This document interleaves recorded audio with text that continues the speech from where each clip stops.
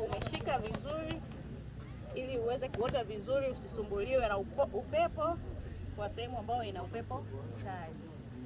Na utakuwa umemaliza kupanda mti wako, utaondoka na kiliba chako kwa ajili ya kukiweka mahali salama kwa ajili ya kukihifadhi.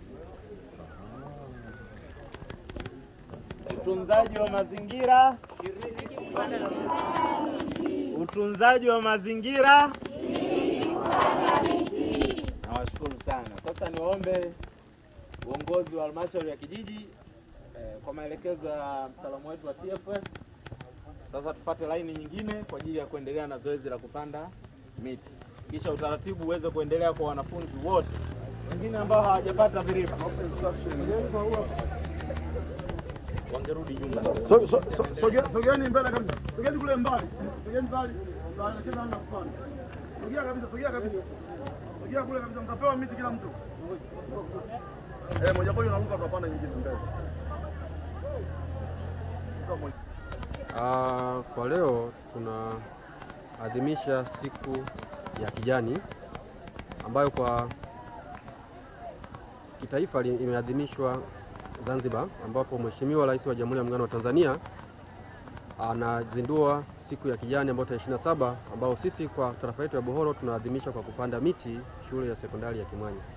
Nafikiri zaidi ya ambacho naweza nikakizungumzia ni kwamba tunaendelea kuhamasisha jamii ijikite sana kwenye zoezi la utunzaji wa mazingira, kwa sababu mazingira ni sehemu ya maisha. Kwa hiyo zoezi hili linaadhimishwa likifuatiwa na tukio la kupanda miti, lakini ikiwa ni pamoja na kuwafundisha vijana hawa wa shule hizi wawe na tabia ya kupanda miti, kwa sababu mazingira ni uhai. Kwanza, tunapopanda miti tunatengeneza mazingira yetu kuwa hai, lakini pia ni zoezi mojawapo la kupata baadhi ya vitendea kazi. Kwa mfano, sasa hivi shule zinahitaji madawati, shule zinataka matirio mbalimbali yanayotokana na misitu. Kwa hiyo tusipokuwa na tabia ya kupanda miti, kiufupi ni kwamba baadhi ya rasilimali zinakwenda kupotea. Kwa mazingira yetu, ikitokea athari inaweza kujitokeza endapo kama watu watopanda miti. Kitu cha kwanza ni uhaba wa mvua. Kiufupi, katika maeneo yetu uharibifu wa mazingira umekuwa mkubwa sana, ndio maana hata mvua sasa hivi zimekuwa chache sana. Lakini pia maeneo yasipopanda miti yanageuka kuwa jangwa, ambapo jangwa nalo linapelekea hali ya mazingira kutokuwa sahihi. Kwa hiyo athari ni nyingi sana zinazotokana na ukosefu wa miti. Wananchi wanalipokea kwa furaha kubwa sana, kwa sababu linawakumbusha sana kutunza mazingira, lakini linawafundisha kuwa wazalendo na mazingira yao. Upatikanaji wa miche hii inapatikana kutoka idara ya misitu, watu wa TFS. Kwa hiyo kitaru kimetengenezwa maeneo ya Makele, kuna miti ya kutosha. Kwa hiyo wananchi wenye nia na upandaji wa miti tunaendelea kuhamasisha walete oda ya uhitaji wa miti yao, ili maombi yao tuweze kuyapeleka idara ya misitu ili waweze kupata miti ya kupanda. Kwa hiyo hata miti hii inayopandwa tumeandika maombi kwenda ofisi ya TFS kwa ajili ya uhitaji huu. Wametupatia miti 500, ambao miche hii 500 tutaigawa katika makundi matatu.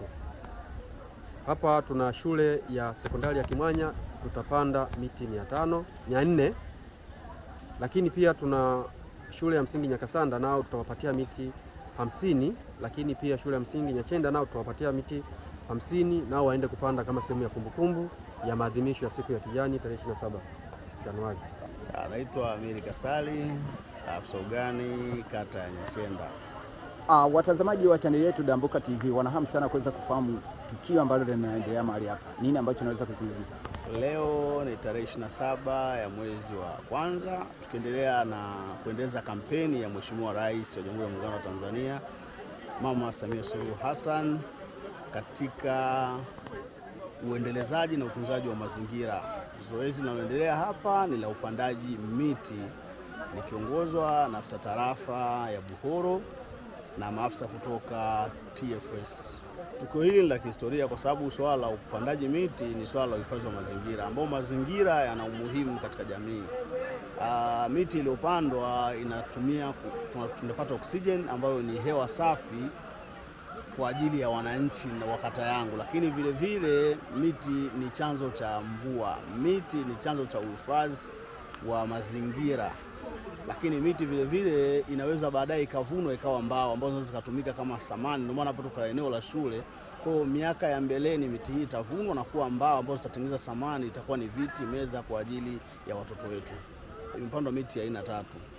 Kuna miti ambayo ni mizuri kwa mapambo na ni mizuri kwa ajili ya kivuli, lakini vile vile ni mizuri kwa ajili ya mbao. Hivyo miche hii imepandwa katika eneo la shule, lakini kila mwananchi imetolewa fursa na watu wa mamlaka kwamba wanayo miche ambao watagawa bure. Ipo katika kitalu chao kilicho katika kijiji cha Kalimngoma, kata ya Makere.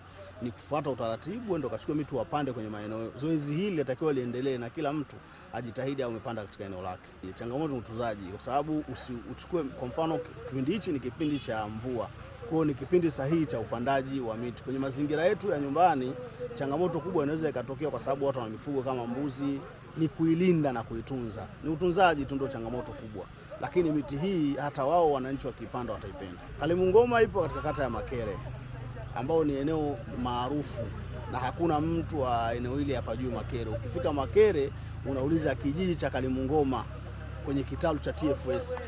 Ofisi ya mtendaji watakuelekeza na mtu mwingine yote atakuelekeza. Ushauri wangu kwa wananchi, tuyatunze mazingira ili na yao yatutunze.